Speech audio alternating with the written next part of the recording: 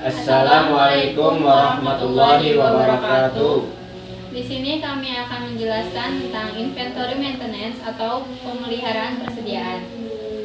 Dalam mata kuliah manajemen logistik yang diampu oleh dosen Ibu Nuri Kartini MT. Sebelum ke materi, kami akan memperkenalkan diri terlebih dahulu. Nama saya Natasha Nurul Fauzia dengan NIM 180411044 dan di sebelah saya. Dan saya Ma'ruf Saifullah dengan NIM 180411016. Pengertian inventory maintenance.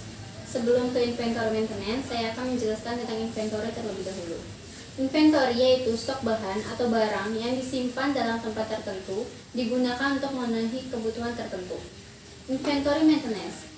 Inventory maintenance atau pemeliharaan persediaan yaitu perincian semua bahan yang diperlukan untuk melakukan pekerjaan, memastikan bahwa semua kebutuhan ada dalam persediaan dan tersedia sebelum pekerjaan. Inventory maintenance secara umum mencakup proses pengadaan, penyimpanan, pemeliharaan, penggunaan, pengisian kembali bahan dan persediaan yang digunakan untuk memenuhi aset dengan biaya serendah mungkin. Persediaan dapat berupa persediaan bahan baku atau raw material, persediaan barang dalam proses, work in process, dan persediaan barang jadi, finished good. Persediaan bahan baku adalah bahan yang belum diproses yang digunakan untuk menghasilkan suatu produk. Contohnya bahan baku yaitu aluminium dan baja untuk pembuatan mobil. Selanjutnya persediaan barang dalam proses yaitu barang setengah jadi yang belum menjadi produk tetapi sudah diproses. Contohnya itu tepung dari sagu untuk membuat kue. Dahakan barang jadi adalah produk yang telah menyelesaikan produksi dan siap untuk dijual. Contohnya pakaian, barang elektronik, dan sebagainya.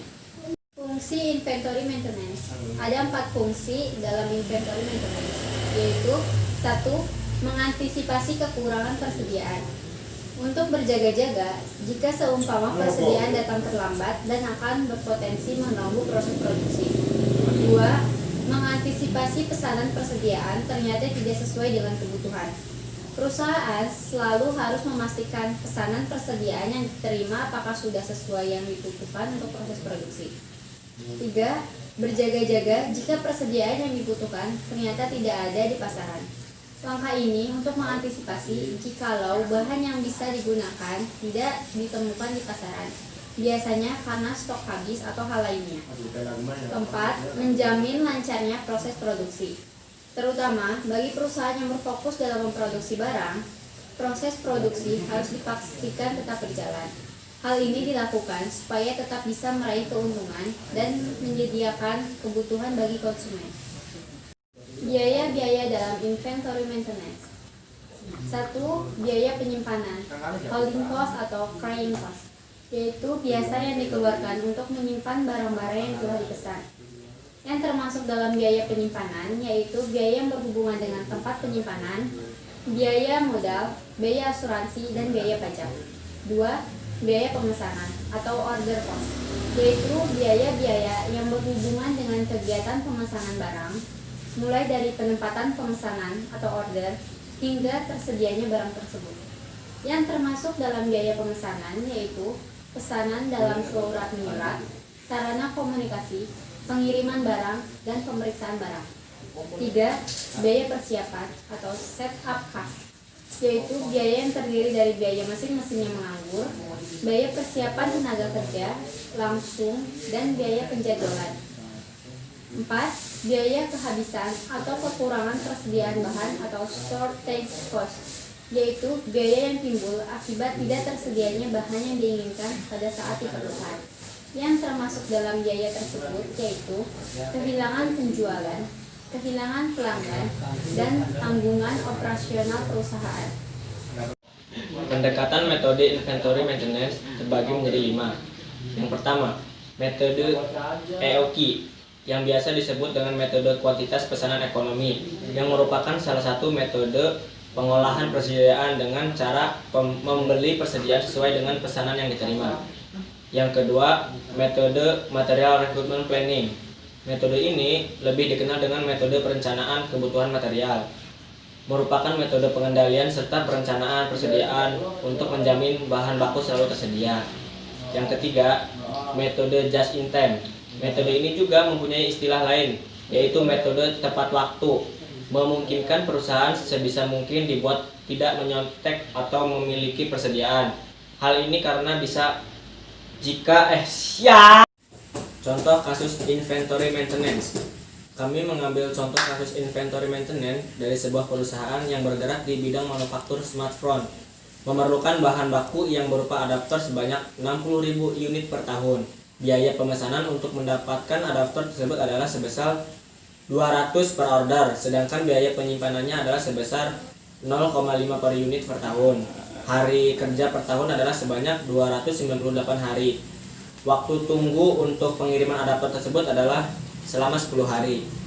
Dari contoh kasus tersebut, kita dapat menghitung yang pertama jumlah pemesanan ekonomisnya, yang kedua biaya yang harus dikeluarkan oleh perusahaan untuk mendapatkan barang tersebut, yang ketiga frekuensi terbaik untuk menempatkan pesanan tersebut dalam 1 tahun, yang keempat durasi EOQ akan habis dikonsumsi oleh perusahaan, yang kelima titik pemesanan kembali atau reorder point. Penyelesaiannya yaitu 1. Dari jumlah pemesanan ekonomisnya yaitu EOQ sama dengan akar 2 SD per H. Yang kedua, cara menghitung biaya yang harus dikeluarkan oleh perusahaan untuk mendapatkan barang tersebut yaitu TC sama dengan H kali Q per 2 tambah SD per Q. 3. Cara menghitung frekuensi terbaik untuk menempatkan pesanan tersebut dalam 1 tahun, yaitu frekuensi pemesanan per tahun sama dengan D per Q. Yang keempat, cara menghitung durasi habisnya EOQ. Jadi durasi habis EOQ sama dengan jumlah kerja per frekuensi pemesanan per tahun. Yang kelima, cara menghitung reorder point atau titik pemesanan kembali. Reorder point sama dengan L kali D atau hari kerja setahun. Jadi materi dalam presentasi ini kami kutip dari beberapa sumber yang tertera seperti di bawah ini. Sekian presentasi dari kami, kurang lebihnya mohon maaf, semoga bermanfaat untuk kita semua. Terima kasih. Wassalamualaikum warahmatullahi wabarakatuh. Waalaikumsalam warahmatullahi wabarakatuh.